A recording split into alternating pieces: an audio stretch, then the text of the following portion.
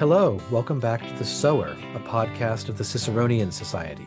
We publish weekly in audio on all platforms and in video for some episodes, including this one. So if you're listening right now, search for our YouTube channel for the video version.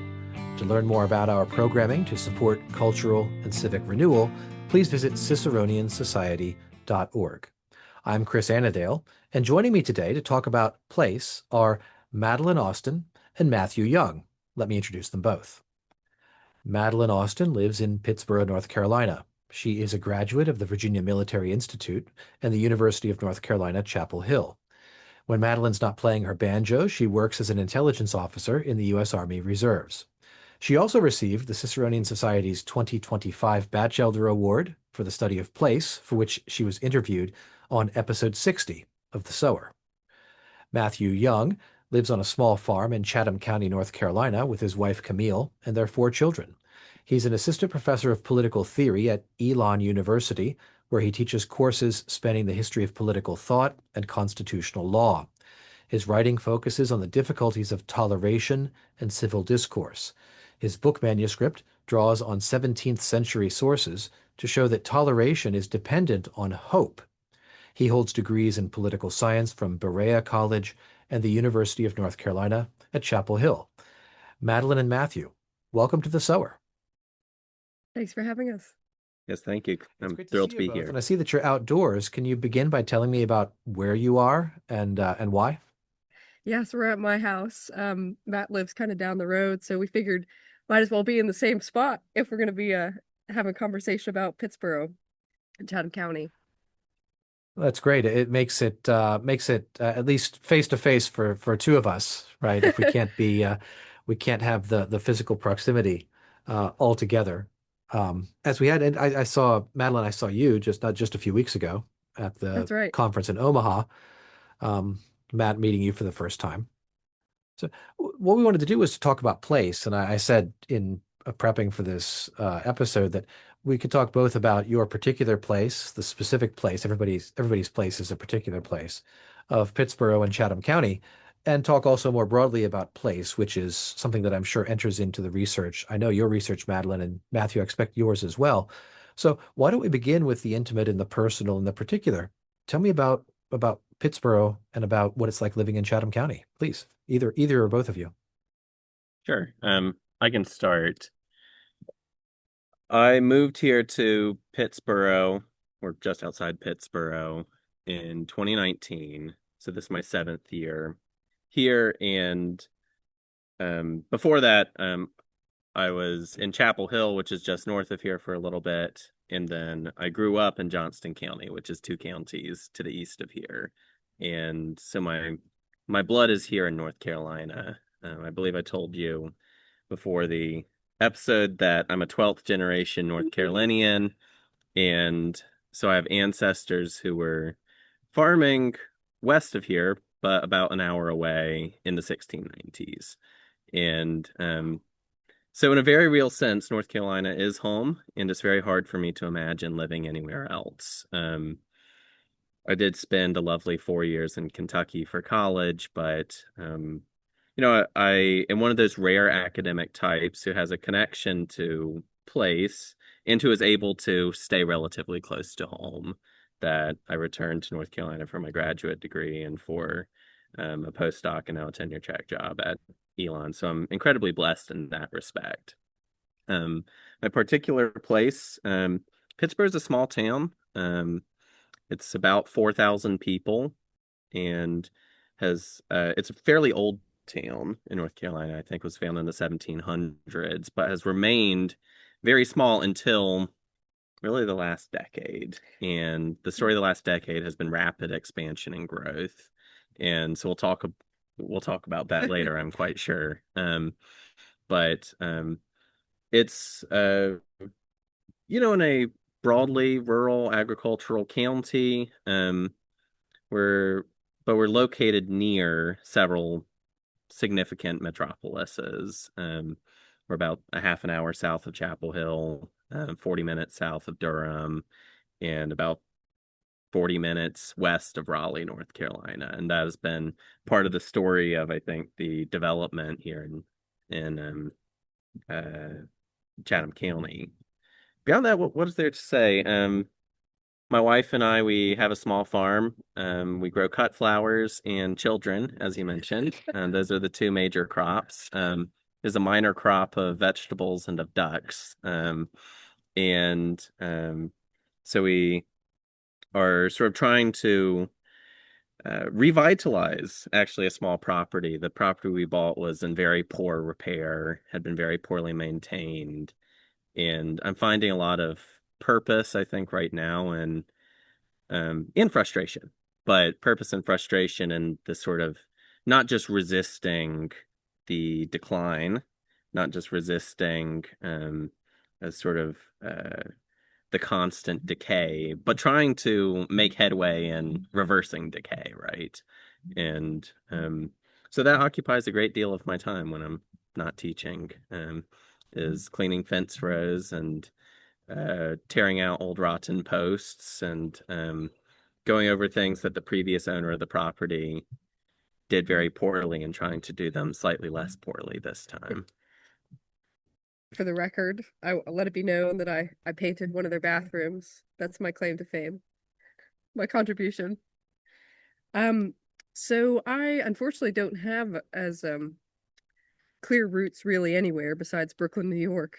I've been on the road most of my life, but I guess it was 2022 when I was accepted into UNC, and when I visited, I met Matt, and I liked what he was about, and I wanted to ask if he knew anywhere quieter to live. I wasn't really interested in living in the hustle and bustle of Chapel Hill, even though it's very nice. It's not very hustle and bustly, but too much for me. I wanted to live kind of out there, and I was like, you got to move to Pittsboro, North Carolina, and I did that. And as Providence would have it, the house that I live in now was available the day I looked, and it was a done deal. Yeah, I love Pittsboro a lot. Yeah, I was wondering, Matt, thinking about what you said, I know for every farmer, for everybody who even attempts farming or frankly even gardening, there's two factors involved in your case. This is sort of age-old struggle against entropy, where you're trying to stop the nature from reclaiming what you've sort of put in place, and you know that it wins in the long run, but you can kind of maintain and pass on in slightly better condition what you've gotten in terms of, fences and garden beds and soil quality and what's growing. But is there also something going on in North Carolina, in your area, where there's of course the economic growth, the burgeoning of the population, and the Madeline may be relating it to some things that I know are themes in your work, the feeling of inevitability about it, that there's just going to be, if 50,000 people decide they want to live in this area, there's really no way to stop the houses from being built and the character of the land and the society that is in it from changing. Is there, again, a question for either or both of you, is are there both of those elements at play in trying to steward the land right now where you're at? Oh yeah. Well, one thing that I often think about, Rousseau writes about the ideal size of a political community, right? And he suggests that sort of in the ideal, the entire citizenry could gather under an oak tree. And He's then, right you know, about he makes some concessions and says, maybe it could be up to the size of Geneva. And Geneva at the time was not a booming metropolis.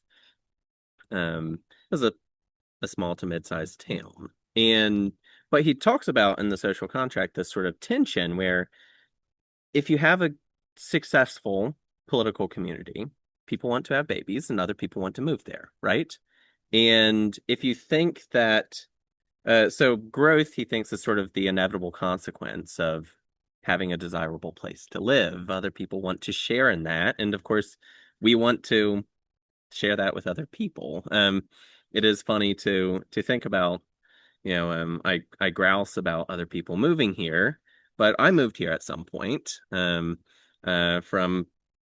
my home would be Johnston County, but I live in Chatham County. And then at some point I convinced my friend to move here, and my friend isn't from North Carolina.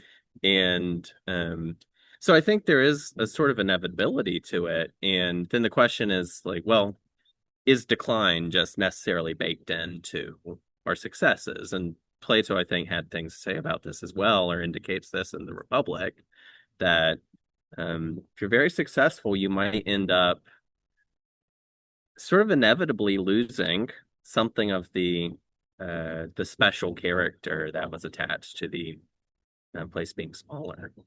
Yeah. I think for me, that's a very wise way to go about it. Um, yeah, it's been hard to see. For me, it's not that it's happening, especially since I'm a recent comer. Um, it's the pace of it that is a little worrying. And I think there's more sustainable growth and less sustainable growth. And um, there's a lot to talk about here. Pittsboro is developing rapidly. I don't even know how easy it was for you to get to my house with all the construction going on.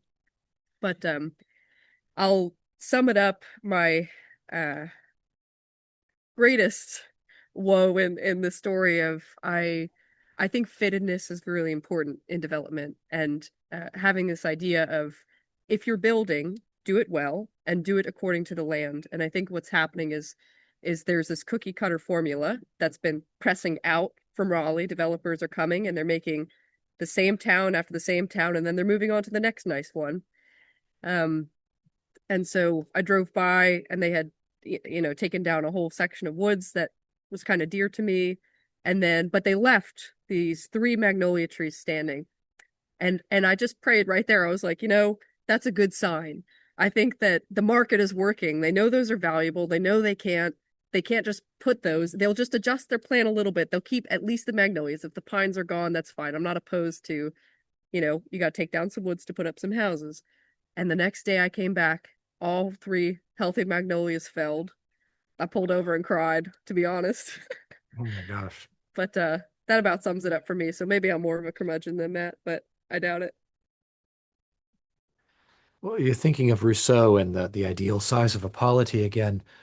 Uh, One might say that a symptom, I'm sorry, a cause of the trouble we have is that we don't have genuine political community. We have an economic zone. We have actors who Mm. respond to very large scale incentives, and the rest of us are sort of swept along or swept out of the way, or if we're very unlucky, kind of bulldozed over.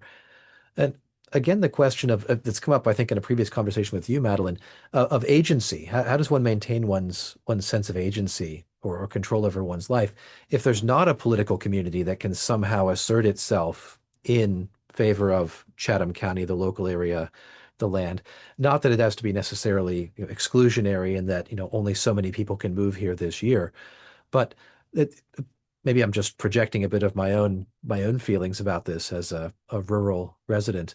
That there's a certain kind of helplessness. It has to do with something fairly deep at the level of the nature of the American economic and political system, at least as we experience it. What are your thoughts?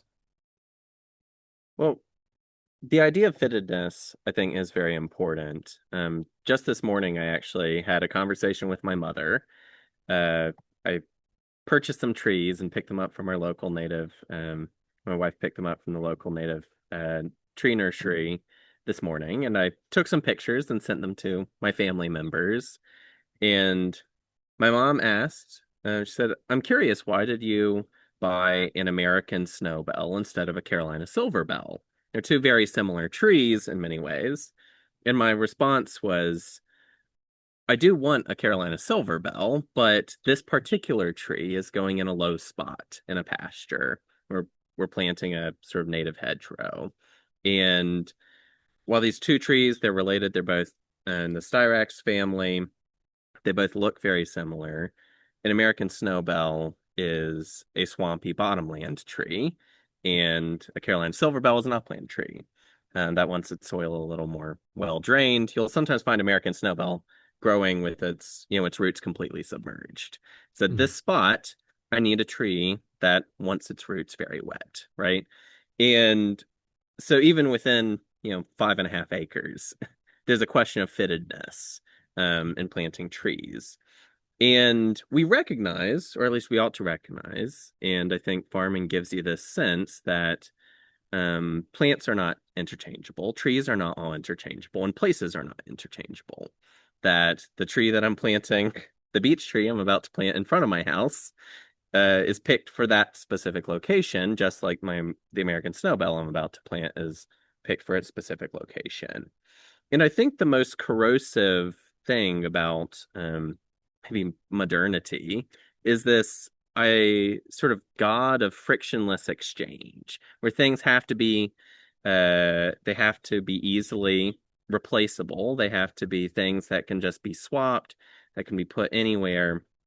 And of course, right, this is the thing about cookie cutter development. They're houses that have no connection to the vernacular architecture of a place. You couldn't tell, right, where you are, because the developments that they're putting up in Maryland near you, I'm sure, look just like the developments that they're putting up in North Carolina near us.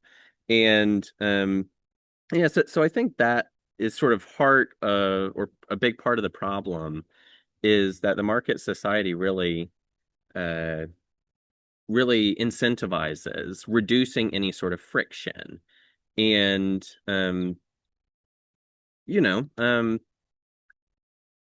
in Chatham County, for there to be a Chatham County politics that is devoted to Chatham County, there has to be a sort of sense that living in Chatham County and being committed to Chatham County is slightly different than living in Orange County or in Wake County, which are neighboring us that have these larger cities.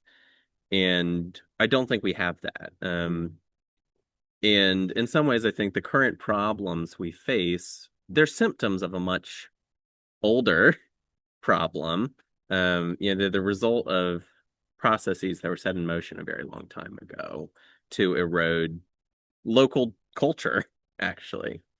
Yeah, this is why I find virtue ethics such a compelling framework for at least thinking about these questions. I don't really have too many answers besides try to do your best in every given situation. But if we see philosophy as the quest to figure out what makes a flourishing life, then I think virtue ethics is a really compelling way for ordinary people to think about that. And one of the most important reasons is I think that it rewards flexibility in particular situations instead of principles. So we see, whether it's in the cookie cutter developments or how to deal with them, this desire for neat abstract principles that just apply to places.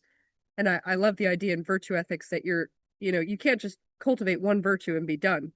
You need all of them, and it's constantly a work in progress. And then they're all ordered by prudence. And it's only in the particular situation that the person or the community can apply these virtues to decide what's best. And I think it really does vary, even though we all face similar friends and foes. I think it really does depend. So I think that good people doing their best where they are, I think they can figure it out if they're even thinking about place in the first place. So I think a big first step is just, do I think about my place, what I mean to a place, and what a place means to me, instead of just, saying this is just I don't know, a remainder of whatever I'm doing with my work or my family, rather than a core part of who I am. I think we have to become willing to accept the friction Yeah. that I would say is built up in many good things. An example I like to use with my students is I say, I'm married, and being married is a restriction on my freedom, actually, right? Like there's many things I can't do because I'm married. But it's worth it. And you find many things, the memberships that matter to us are ones that you can't just join an email list for and become a member. Maybe it's a church that has a fairly rigorous sort of expectation of its members and a process for becoming a member, or it's a community where you have to live there and sort of engage with the community in meaningful ways to become a member of the community. And we're lazy. I'm lazy too. And my neighbor owns the bookstore in town, Circle City Books. And I know Miles well, and he curates a wonderful used bookstore. And I often want to purchase books from him. I often purchase books on Amazon or thrift books, He's right? gonna listen to this. Miles is probably going to listen to this, and Sorry, the Miles. problem is sometimes if it's a specific book that I'm looking for, Miles might not have it. If I tell him I'm looking for it, he'll keep an eye out. He might find a source, but it might be a while. And and that is a cost. And it's, we ought not to downplay the advantages of, being able to purchase a book from Amazon and it arrives the next day. But if we're going to sustain local community, we are going to have to become increasingly willing to bear the costs that come with that increased friction. Yeah, well, I agree. I agree 100%.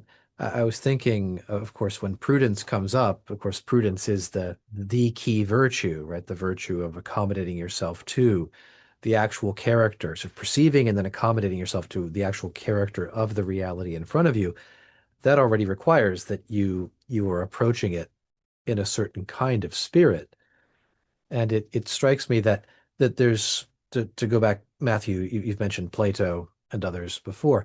Thinking of Aristotle, something that I talk about with some of my students, that the development of one's character depends on the character of the community that one has. And we seem to be sort of trapped in the loop of saying place will be more valuable to all of us when each of us becomes the kind of person who attaches value to place. But of course, it's the community instructing us in what's valuable, in sort of forming us and shaping us, shaping, your children and mine. That gives us the orientation towards place as a value, the willingness to pay the price of the friction rather than seeking the frictionless life. Is is there is this a chicken and egg problem where we don't really know how to begin the cycle except just by doing what we can do in our place right here, right now? I think that sounds right because, I mean, as political theorists, we like to talk about on a community level, but at the end of the day, you're an individual or a family. And so if you're the chicken, there's really one option for you, which is to try to cultivate that where you are. Mhm. Um, that's my initial maybe unsatisfactory answer there. I don't know what to think. I think that's right. Um, I think that's right. At some point as an individual, you have to make some of these decisions, and maybe you start in very small ways. I've been very inspired by what Wendell Berry says about the productive household. I think there's something spiritually very valuable about being engaged in acts of production yourself and producing the things you consume. Um, but we can't all live on farms. Um, and human beings, clearly, many of us are drawn to live in towns and in cities. And so we have to understand, like, well, the many ways that we can engage in this type of production. It's not just growing food, but it could also be learning to play an instrument and entertaining yourself and your friends that way, or becoming a great storyteller, or like these are ways of producing the entertainment we consume. And these can start with very small things, even if you want to become more involved in producing your own food. Anyone can put a basil plant on a windowsill. And I think it is a good, very, very small step when you have that basil plant on your windowsill and you pluck the leaves from it when you make Italian food and you make a sandwich and you use that. Is that going to change the world? That single act, absolutely not. But it might change you in a very, very small way. And if many, many people take these little small steps that change their own character in subtle ways, It's good. yeah, that's progress. Talk about Rousseau, then you're talking about progress. What do you? Just to press a little bit further, we'll move on to another point in a moment. I mean, it seems to me the danger here is that we become just hobbyists, right? That we're doing our own little sort of thing because the economics of our present situation permit us to do so as a kind of Mhm. indulgence. But the people who would describe themselves as hard-bitten realists would say this is a kind of a luxury good that's maybe for the intellectuals of a certain disposition. Um, is there the possibility of I'll ask again differently. Would it be worthwhile to try to visualize what a 10-year or 20-year future would look like if place did take hold, if people were, if imagine if we won. Do we have a clear vision or even a potential vision of what a better world would look like? Or are we in danger of just sort of puttering around in our own garden for the time that we remain I on don't this know, earth? Matt. What, I'm what not do in you the think? business of winning. You take the question. Oh, I like to uh, lose slowly. imagine if we won. This is one of the hardest questions, right? Got to take down all the looms. I'm not sure. I'm not sure actually what it looks like in the long run. Um, because I am convinced that there's a real sense that some of these visions, you know, just they're probably not recoverable. Um, you know, the United States of America is not going to return to an agrarian society um, on the mass scale, barring some sort of disaster. Um, but that's not going to happen. What there could be, like I said, is these small um, motions.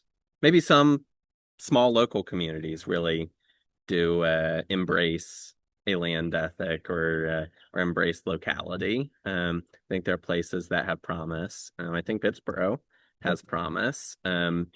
But I have trouble imagining a grander victory. But I think it's wrong to discount like those small victories. There's some, if I'm a committed localist, it'd be very strange for my picture of victory to be some global account of flourishing. I want people to flourish in their localities. And then just to the point of hobbyist, there is a word that I hear used as a critique or as a negative that upsets me deeply when I hear it used as a negative, and that word is amateur or amateurish. Because what is an amateur? An amateur is someone who does it for love. And so when you tell me that my children's attempts at art are amateurish, like, well, yes, that's the point, and that's why I would rather have my children's art than most people's art. And I actually, you know, saying we become hobbyists, I think in a sense downplays what I would actually love to see, which is a revitalization of genuine amateurism, where we do things for love. Whether this is art, whether this is writing, it's poetry, it's gardening, it's caring for our homes, it's caring for each other. I want us to do more things for love rather than for economic incentive. And in this sort of bleak technological moment, I think some people, I can see this with many of my students, are recognizing that um, there might be a point to that amateurism. When, you know, AI tools can develop a more polished, a more apparently professional essay than they could ever write in this effortless, frictionless way. Um, Many of them, unfortunately, right, succumb to that temptation. But some of them, I think, see how easy that is, and they recognize that there's actually something to take pride in when it comes to writing their own imperfect, flawed, sort of fleeting attempts at reason and sort of flailing through a text. Um, I wouldn't say this is purely amateurish because they still hope to get a grade out of it, but that there's something beautiful in that. Yeah, Matt and I sing from the same sheet of music here, so I just agree with that. Ever since he told me to move to Pittsboro, I just listen to Matt. But he knows it's true. But No, I think that's very true. When I think about my own life, I get a little scared about changes coming, and changes how life works, unfortunately. And the reality is life is pretty hard. When good things are happening, bad things are also happening. And I live in a really beautiful place, and it's beautiful right now. And I have a really good friend up the road, and I've got some chickens, and I've got some music, and life can be pretty good. So that's a huge win in my book. If more people could have a little bit of that, especially more people around here, I'd be really happy about that. Yeah, yeah, I see the point. I think that's absolutely correct. I agree with all of that, and try to live it out in my own way right here, in my place. It's yes, in a sense, yeah, you've only got the time that you have, right, in the place that you have to do well. Uh, Maybe I can return to something, kind of a footnote in my mind from earlier. Matt, you said that you are, what did you say, ninth or 12th generation North Carolinian? 12. It's pretty rare 12th. nowadays, in case you don't Yeah, know. A lot of folks that's moved to North Carolina. thinking about the, Like you? well, Yeah. rare, but also not not valued by everyone, and actually maybe kind of difficult to articulate the value of. We don't have you know there's not a strong sense in America certainly of kind of inherited place of being. So when you're able to say, I'm the the eighth, the 10th, the 12th generation of my family to live on this land or in this region, even in this county, it's rather unusual. And it feels, something like an inheritance that you've received. So you're maybe a steward of it in a sense, and you can hope to pass it on to your children. Is that Does that become important to somebody in your position that there be a 13th generation of Youngs in this area on this land? How do you speak about that? How do you think about that given what you've received? It's very easy to cut the thread, but it can only be passed on by people in your situation. I can't do that. Right? I might hope that my children are from my town, but I'm not. I only moved here, 2 decades ago. Even in my own life, there's this sort of tension, I'm a 12th generation North Carolinian, but I wasn't born in North Carolina, actually. Um, I was born in Louisiana, because that's where my dad worked in a paper mill at the time. And, you know, uh, my dad, uh, grew up in South Carolina, though his mother had lived in North Carolina or was from North Carolina. And, so my own personal connection has always been more broadly to the state or to the Carolinas than to the particular place. I'm the first, as far as I know, to have lived in Chatham County, though my grandmother tells me about how when she used to drive to the mountains, uh, they would drive down Highway 64, and there was no 64 bypass at the time, and she would go around our courthouse. Our courthouse is located in a big circle, We're in a big roundabout. we're known as the Circle Um, City. and so there are these connections, but right, there's this tension. I was in graduate school, I was applying for jobs, Oh, and yeah. I I had geographic limitations, but I wasn't foolish enough to say I would only take a job in North Carolina. And so I had a lot of these conversations with my wife.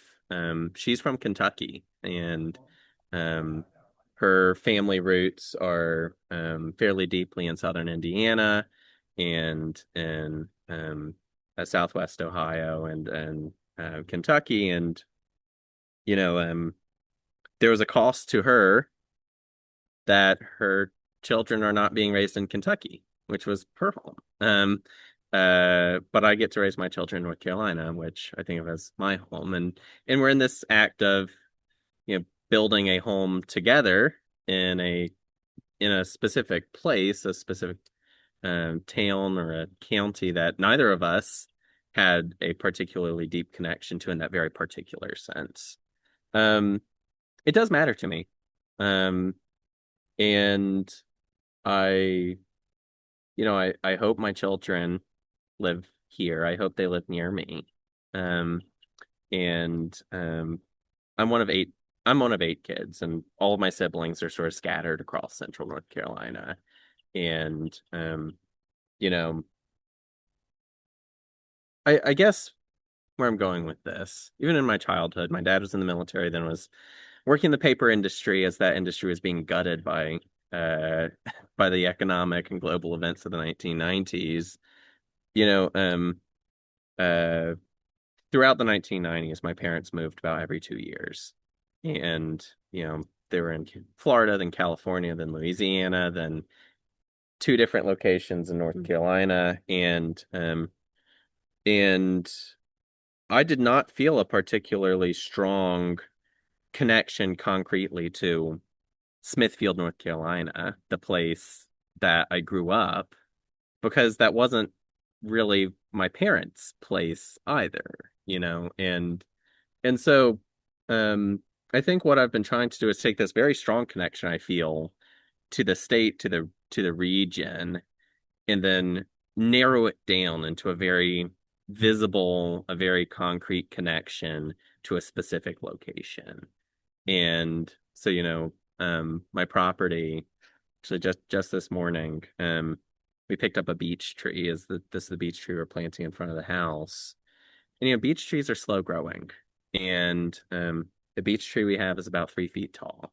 And Camille and I were talking about how it's going to be a very long time before that's a big, beautiful beech tree. And it strikes me that when you live in a cookie cutter neighborhood with no attachment, you plan on or anticipate selling in a few years, there's no reason to plant a 3 foot tall beech tree in your front yard. Because it's never going to be a big tree in your lifetime. But I'm hoping, I'm hoping that 40 years from now, I'll be 70, about to be 71, and I'll sit on my front porch and have this marvelous beech tree in my yard.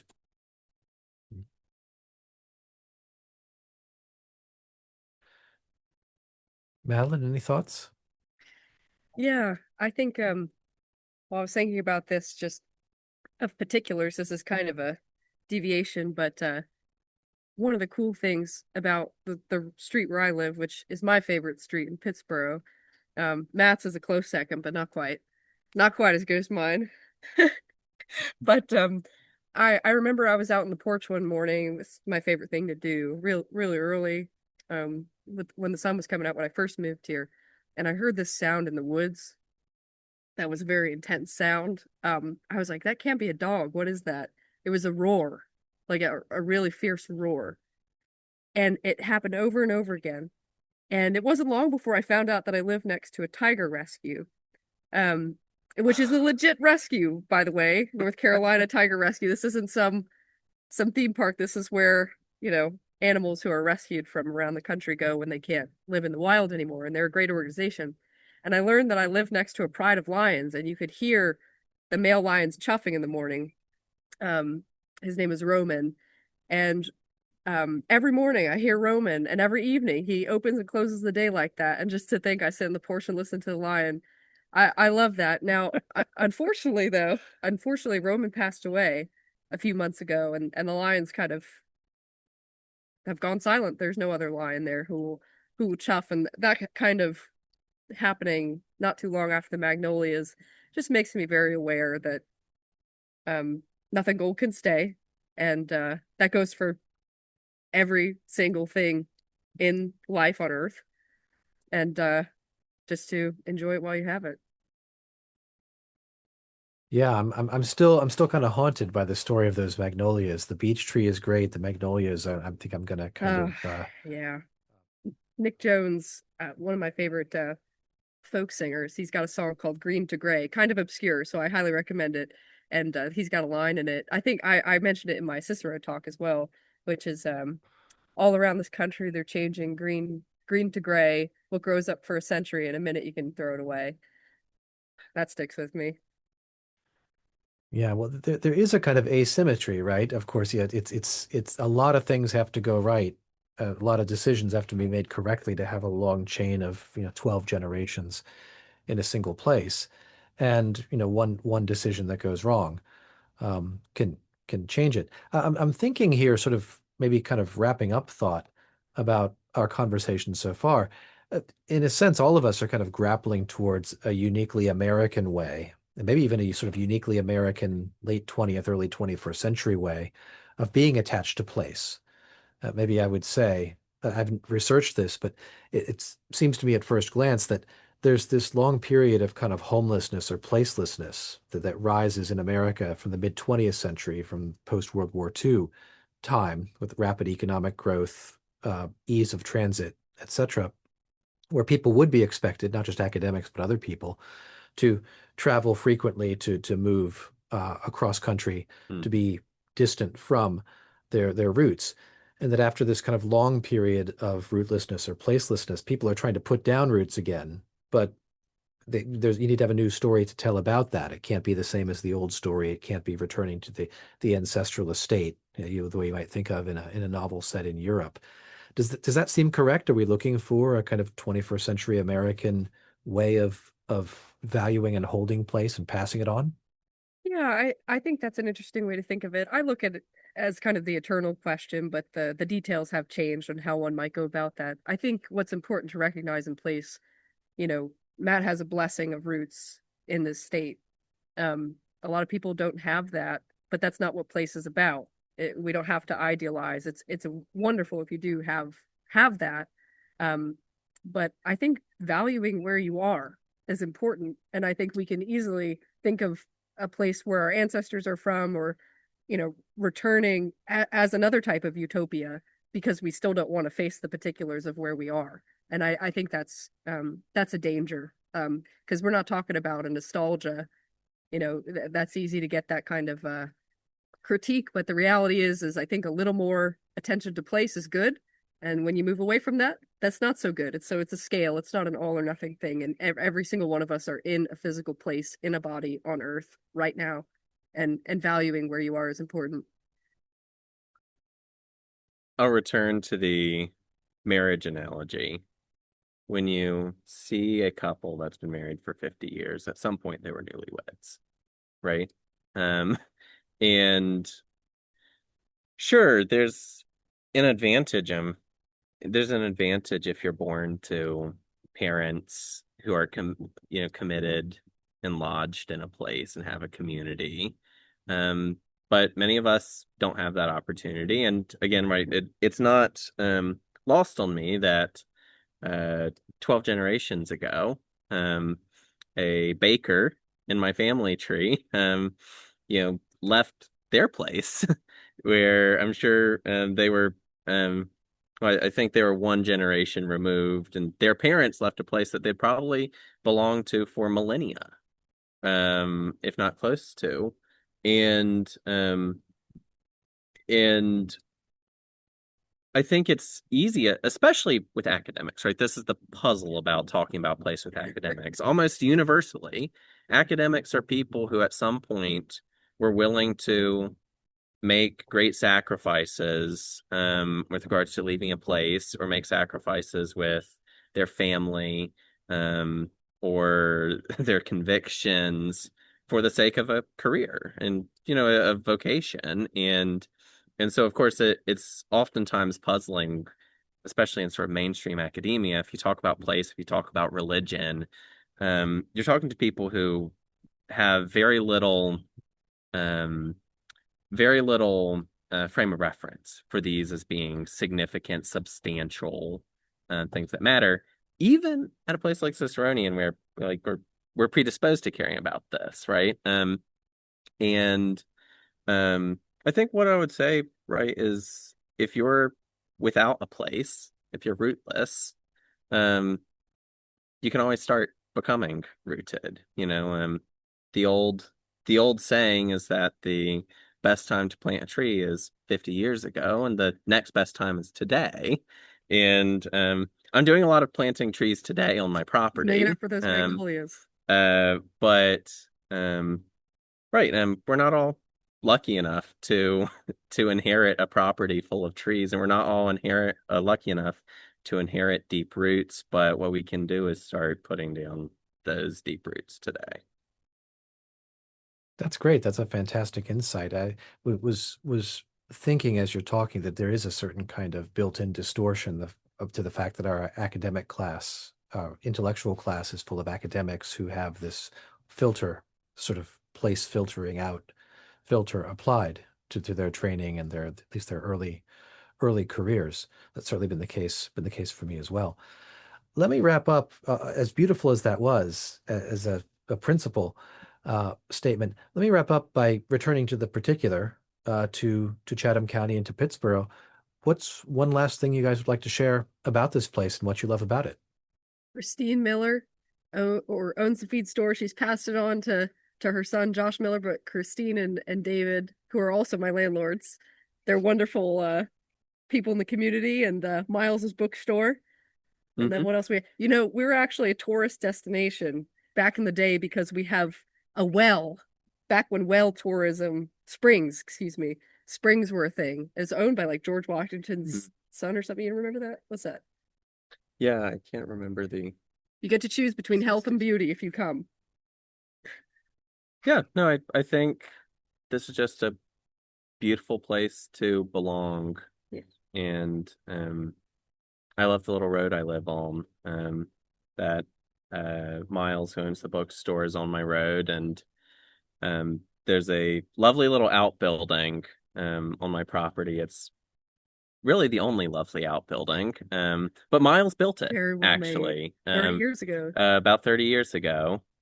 And when the property was owned, not by the person before me, but by a member of the family who owned the entire large farm that was subdivided into these smaller properties. And I have other neighbors, my neighbor Robin just down the hill, and Ann and David, and many of them are not originally from here, but they are doing everything they can to create a little center of gravity, right? That sort of can help hold soil in place, and can help hold people or attract people to that place. That's marvelous. Thank you very much. It's beautiful thought, beautiful images, and sort of, again, the particular, the embodied and place. For us to conclude with, I want to thank both of my guests, Madeleine and Matthew, for being with me today on The Sower. You've been listening to The Sower, the flagship podcast of the Ciceronian Society. If you enjoyed this episode, please like, subscribe, and tell your friends about it. Join us next week for a new episode. On behalf of the Society, thank you for listening.